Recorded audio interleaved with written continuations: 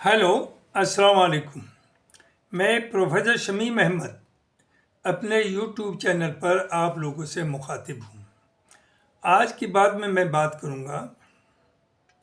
आजकल कम्युनिटी यानी Muslim community ख़ास तौर से रियल मुद्दों से भटक करके कुछ ऐसे चीज़ों में उलझी हुई है और आपस में डिस्कशन में लगी हुई है। कहीं कहीं सेलिब्रेशन है, कहीं कहीं गुस्सा है। तो इन्हें थोड़ा सा रियलिटी को समझना चाहिए, माहौल क्या है उसे समझना चाहिए और किस तरह से आप अपने को प्रिपेयर करें उसे समझना चाहिए। आपको या तो आप भटक गए हैं, आपके उलमा या आपके पॉलिटिकल लीडर या आपके आका जो सो कॉल्ड सेकुलर पार्टीज के वो हैं उन्होंने, या ये कि ये बीजेपी और आरएसएस ने आपको असल मुद्दों से भटकाने की कोशिश की है। ये 3 मुद्दों में पहला तो मैं आपसे लूँगा 3-4 मुद्दे हैं जो आजकल बहुत हॉट केक की तरह बिक रहे हैं। उनमें एक तो नीतीश का है कि नीतीश ने एक लड़की जिसे जॉब देने के लिए बुलाया गया था, इकट्ठा करते हैं, वो जॉब का कार्ड देते हैं, तो वो हिजाब पहने हुई थी, तो नीतीश ने उसका हिजाब खींचा। नो डाउट ये गलत था, इट इज़ नॉट एक्सेप्टेबल। लेकिन ये भी अपनी जगह सही है कि वो तरीके से ये कहते कि बेटा चूँकि हमें ये देना, आपकी आइडेंटिटी पहचान नहीं, लिहाजा आप चेहरा खोल दें। उसमें कोई प्रॉब्लम नहीं थी। चेहरा तो आप रोज़ खोलते हैं, आप फ़ोटो खिंचवाते हैं, पासपोर्ट में लगाते हैं, जब इमिग्रेशन से जाएंगे वहाँ भी आपको चेहरा दिखाना है, ऐसा नहीं है। लेकिन सर्टेनली उसके बाद जो कुछ मिनिस्टर्स के स्टेटमेंट्स आए वो बहुत ही अफसोसनाक है। जो के साहब वो हिजाब ही तो छेड़ा है, कहीं और तो हाथ नहीं लगा, ये सब तरह की बातें गलत है। तो इसमें कुछ नहीं है। नीतीश जी चूँकि उनकी इंटीग्रिटी डाउटफुल है तो वो अब इस पोजीशन में नहीं कि पलटी खा सकें या ब्लैकमेल बीजेपी को कर सकें। तो no he want to show more loyalty towards BJP, उन्होंने यह जानबूझ के हरकत की है। चलिए अब दूसरा इशू, तो इसे हमें बहुत ज़्यादा बढ़ाने की ज़रूरत नहीं, चूँकि आपके सामने और बहुत बहुत बड़े इश्यूज़ हैं, एजुकेशन के, हेल्थ केयर, अपने यहाँ जो बुराइयां हैं समाज में, मुस्लिम समाज में, उसके बहुत सी चीज़ें हैं, उन्हें आप डिस्कस करें। दूसरा जो अब सबसे ज़्यादा हॉट टॉपिक की तरह चल रहा है वह है एक पब्लिक डिबेट जो हुई कि डज गॉड एग्जिस्ट। और ये किसके बीच में थी? एक जावेद अख्तर साहब हैं जो वो छुप के नहीं कहते, वो डंके की चोट पे कहते हैं कि ही इज एथिस्ट। और दूसरे साहब जो थे वो थे रिलीजियस या इस्लामिक स्कॉलर मुफ्ती शमाइल साहब। इन दो के बीच में आई। तो मैं ये समझता हूँ कि इस डिबेट की कि डज गॉड एग्जिस्ट ज़रूरत ही क्या है। अगर कोई रिलीजन को किसी को मानता है या कोई उसकी सोच है तो वो उसे कमिटेड है और वो सोच समझ कर के स्टैंड लेता है। आप अपने मज़हब पे इसलिए कि आप समझते हैं आपसे बेहतर कोई नहीं, हिंदू अपने मज़हब पर इसलिए कि उनसे अच्छा मज़हब कोई नहीं, क्रिश्चियन इसी तरह, यहूदी उसी तरह, एथिस्ट भी एक सेक्शन है। एथिस्ट और कम्युनिस्ट भी हैं जो गॉड के एग्जिस्टेंस को नहीं मानते। तो क्या आप ये समझते हैं इन पब्लिक डिबेट से जावेद अख्तर साहब अपना मजहबी आदमी बन जाएंगे या वो गॉड के एग्जिस्टेंस को एक्सेप्ट कर लेंगे? ये आपको बहुत बड़ा धोखा है। तो आप जो सेलिब्रेट कर रहे हैं, जो हम नाच रहे हैं कि साहब हमने, हमारे मुफ्ती साहब ने वो करके दिखाया जो दुनिया ने, अरे व्हाट नॉनसेंस। जो गॉड में यकीन करता है उसके एग्जिस्टेंस में, तो उसमें तो कोई डिस्कशन की ज़रूरत ही नहीं है। ये सब जानते कि अल्लाह एग्जिस्ट, लेकिन जो नहीं मानता उसे आप मनवा नहीं सकते इस तरह की पब्लिक डिबेट से। तो आप जब बहुत ज़्यादा इस पर खुश ना हो, बहुत ज़्यादा नाचे ना।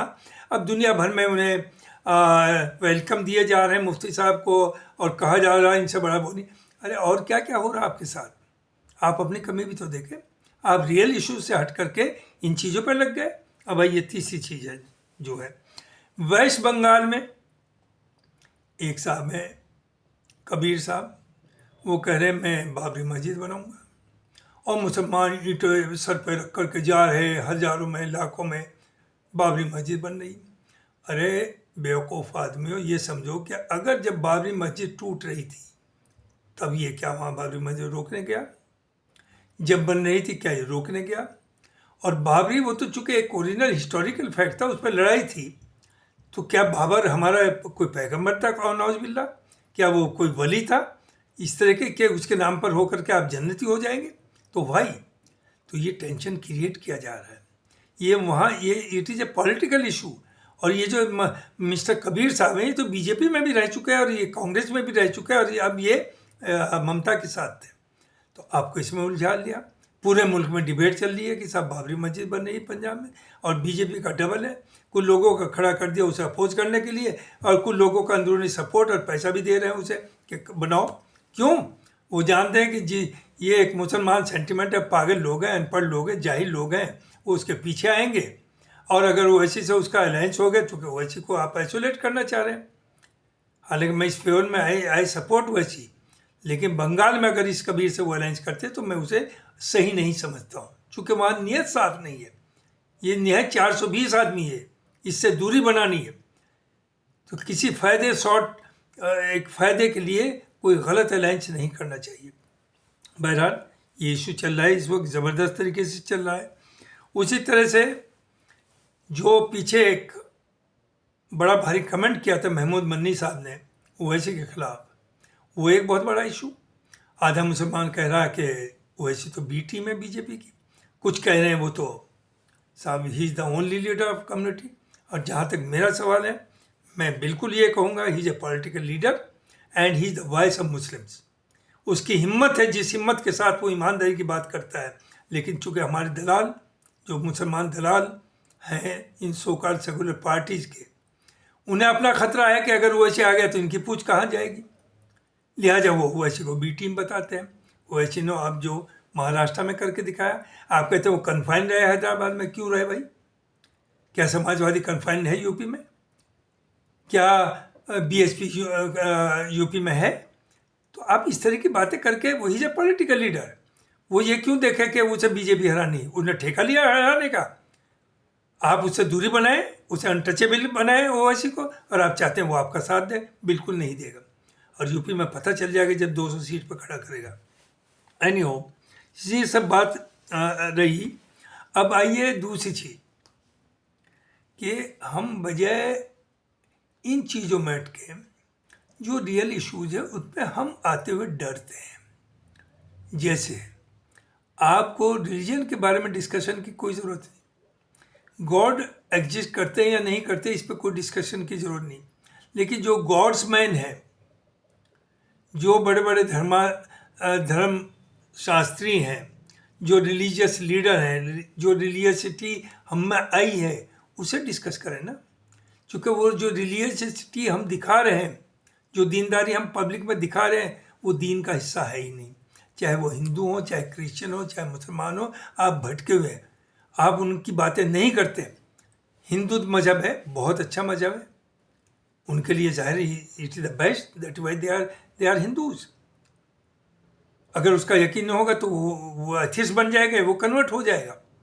लेकिन वहाँ राम रहीम है, वहाँ बापू हैं, जिनके बारे में दुनिया भर की सब चीज़ें पब्लिक में आ गई। उस पर बोलिए ना, उस पर डिस्कशन करिए ना कि ये सब क्या हो रहा है आपके यहाँ।